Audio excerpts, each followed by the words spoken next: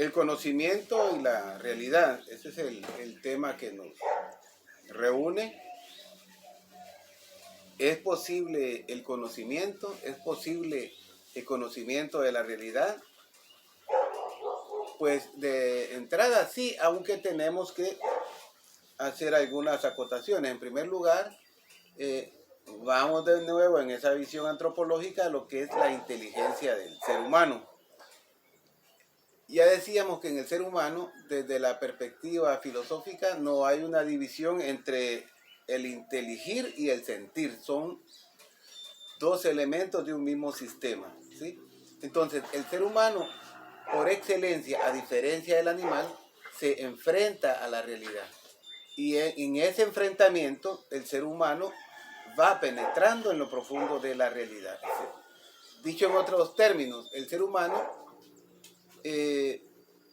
aprende la realidad en cuanto real. ¿Por qué? Porque la realidad es un desuyo, es decir, la realidad está allende la inteligencia. Se tiene su realidad propia. Entonces, en sentido estricto, podemos hablar de la inteligencia humana y del ser humano como un animal de realidad, es decir, un animal que se enfrenta a una serie de realidades. Otra de las cuestiones que es bien importante es, a diferencia de los animales, tiene un lenguaje rico, vasto, profundo, que permite una comunicación precisamente que hace que esa diversidad esté bien sustentada. Además, es el único animal que trabaja en sentido estricto, que crea, que modula, que transforma su entorno. Y dentro de ello, biológicamente, la mano es fundamental en el ser humano. Es decir, producimos herramientas, no herramientas como continuación de nuestras manos, de nuestras extremidades, sino también como herramientas hechas precisamente para el control, el dominio del entorno. Y el cerebro como sintetizador es el que marca esa confrontación de todo el ser humano, ¿sí? Inteligencia sentiente con el entorno, con la realidad. Entonces, la filosofía ha tenido su camino, como bien expresan las lecciones en el aula. No obstante, ese no es el digamos, que pueda dar la idea por las preguntas que me hacen de que no es posible el conocimiento de la realidad. Cuando hablamos de dogmatismo, de escepticismo, de subjetivismo, de criticismo, simplemente estamos viendo el recorrido del pensamiento filosófico en ese enfrentarse con la realidad. De hecho, también faltan ahí pensadores como Nicolás de Cusa, que decía que el conocimiento se da por acercamiento, ¿sí? Nos vamos acercando al conocer de las cosas como un proceso, y eso es bien importante. Hay pensadores que mucho de la historia de la filosofía deja al margen. Entonces, está el camino de la ciencia. La ciencia nos muestra que efectivamente sí es posible el conocimiento, y sí es posible el conocimiento de la realidad. De hecho, bueno, el átomo, que era en su raíz indivisible, ahora es una realidad. De hecho, tenemos una visión macro, y tienen el ejemplo ustedes en la universidad, el observatorio astronómico, los telescopios que nos permiten una visión mucho más allá de lo que físicamente podemos lograr. Pero también tenemos una visión micro, es decir, los microscopios, incluso los microscopios electrónicos, que nos llevan a niveles de profundidad en el conocimiento, digamos, de las realidades, que a simple vista no podemos ver. Entonces, el conocimiento sí es real, ¿verdad? Entonces, no es que planteemos el conocimiento como una posibilidad, es decir, es o no es posible, sino más bien como una oportunidad, como un espacio que vamos profundizando y vamos ganando. Entonces, no confundir eso. Además, ya armando lo que es conocimiento científico y filosófico, ¿a qué escuela nos adscribimos nosotros como pensamiento filosófico? Precisamente a la filosofía de la realidad histórica. Es decir, la filosofía no puede estar desgajada de la vida de los hombres. Es más, debe emerger de la vida de los seres humanos. En ese sentido, decíamos al inicio del curso que la filosofía no es un saber especulativo. Sí, la filosofía no es un saber especulativo. ¿En qué? Vamos a la realidad a partir del conocimiento científico, a partir de las ciencias positivas, ¿verdad? Disculpa porque mis perros hacen mucha bulla, pero es parte del entorno. Entonces, ese pensamiento científico no se va en la pura especulación, sino que va a la realidad a través de las ciencias, ¿verdad? Si podés tomar ahí las cuestiones. Va a la realidad a partir de las ciencias.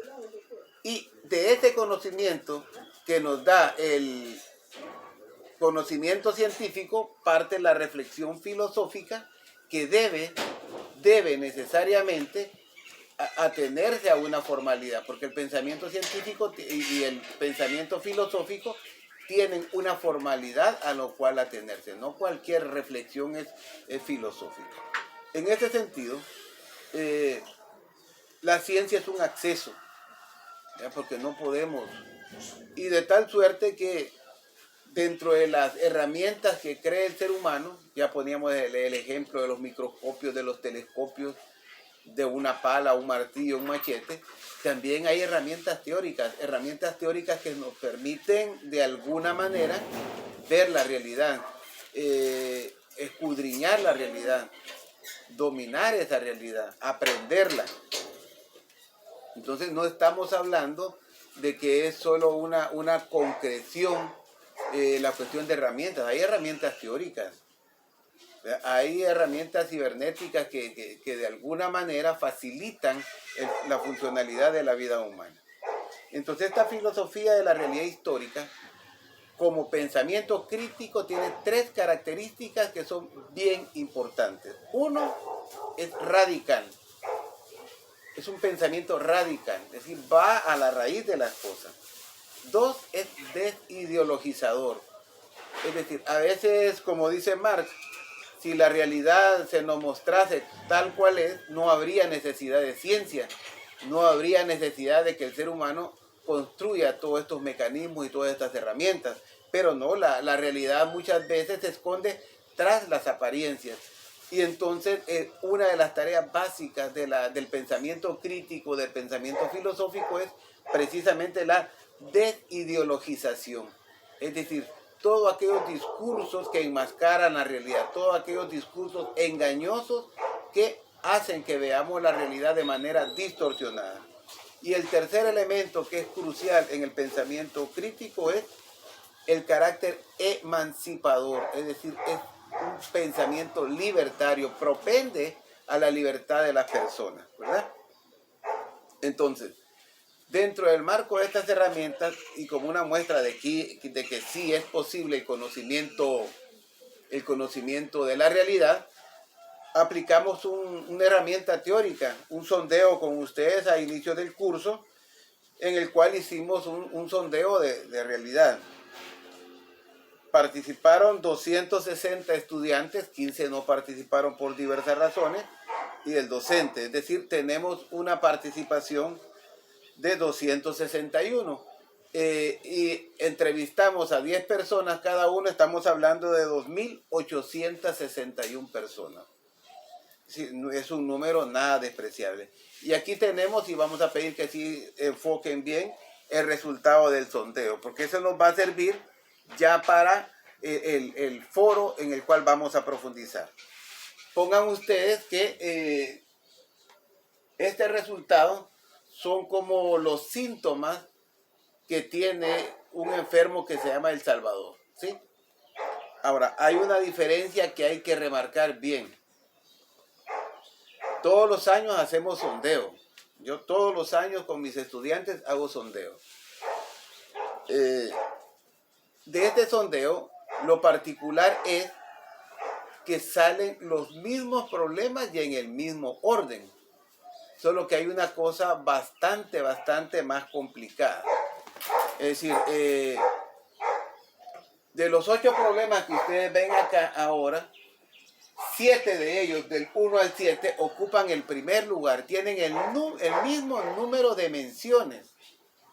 El mismo número de menciones. Entonces, en sentido estricto, tenemos 7 problemas en primer lugar y 1 en segundo lugar. Así se distribuyen, a diferencia del año pasado.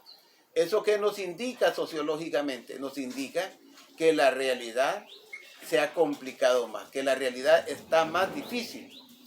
Y haciendo un paréntesis, y que ya en las discusiones previas lo habíamos marcado. Decíamos que de esta situación tan caótica, la gente no echa la culpa al nuevo gobierno, sino a los anteriores.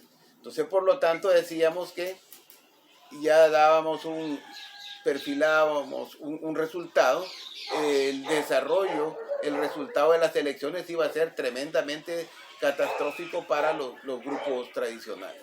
Entonces, estos son los 8 problemas. 1, el desempleo. Pobreza, 2, 3, delincuencia, 4, corrupción, 5, violencia, 6, educación en crisis, 7, salud en crisis y el 8, contaminación. Es decir, la conciencia creciente por el cuidado del medio ambiente, porque no podemos considerar, y esta es la otra parte que nos falta, al ser humano al margen del medio, al margen del ambiente. Eso nos va a llevar a que tenemos que tener un compromiso ecológico si realmente tenemos también un pensamiento crítico, ¿verdad? Entonces, ¿qué les estoy diciendo acá? Estos son los síntomas de un enfermo. ¿Para qué nos va a servir eso? Bueno, esto en primer lugar es una fotografía. Imagínense ustedes, si el enfermo tiene desempleo, pobreza, delincuencia, corrupción, y cada vez que estamos escarbando más la corrupción, más se espanta uno de la tragedia de este país, violencia, educación en crisis, salud en crisis y contaminación, vemos que tenemos un enfermo bien complicado. Entonces, ¿qué va a pasar? Vamos a asumir estos 8 problemas y vamos a ir mostrando ahora sí la capacidad de reflexión. Seguir mostrando en este segundo intento, ya lo hicimos en el foro anterior, en este segundo intento, hacer una descripción. Es como el ejemplo que yo les decía. Bueno, describo a alguien y digo, es de tal forma. Describo no solo su cuestión física, sino incluso también su carácter, su modo. Y eso me da una figura de la persona, que puede ser o no, pues todo es perfectible, no tenemos la última palabra. Pero aquí va a ser entonces digamos, el aporte de todos los estudiantes de los 5 grupos que estoy trabajando para ir sacando a partir de estos síntomas, a partir de estas características, una fotografía actual del país. ¿Por qué? Porque ese es el verdadero reto. Cualquier gobierno, del color que sea, del gusto que sea, de la corriente que sea, que si no responde a esta realidad que la gente está viendo y está viendo muy bien, va a ser un fracaso. Va a ser un fracaso. La gente está esperando que haya empleo, que disminuya la pobreza o que vayamos en camino de resolver la pobreza. Que la delincuencia como tal, ¿qué? ¿Nace de eso o no nace? ¿Por qué no crece el país? ¿Cómo vamos a atender la corrupción? Si yo voy a acusar a los que salen ahorita y luego me van a acusar a mí cuando salga yo, ¿vamos a seguir con la misma canción? El problema es la violencia, que la violencia no solo es violencia delincuencial. Hay violencia en los hogares, hay violencia en las familias, hay violencia en los trabajos, hay violencia en las escuelas, hay violencia en las iglesias. ¿Qué va a pasar? ¿Cómo vamos a abordar eso? La gente ya no le gusta eso, la gente ya no quiere eso. ¿Cómo vamos a resolver el problema de la educación? ¿Creen ustedes que muchas familias no pasan gran dificultad sabiendo que tiene que poner recarga porque sus hijos tienen que conectarse. Parece que vamos a volver, no sé si con mucha seguridad o con ninguna seguridad. Entonces la salud está en una situación tremenda. Y el problema de la contaminación del país, seguimos viendo que perseguimos al señor que botó un árbol porque necesitaba sembrar, pero no nos dice nada que las grandes constructoras botan bosques, destruyen el ambiente, secan los arroyos, que la misma gente donde se nutre porque no tenemos agua potable en todos lados. Entonces, vamos a partir de esto ya en nuestro foro a hacer una caracterización, una descripción de lo que es este enfermo que se llama El Salvador. Bueno, gracias y esperemos el foro.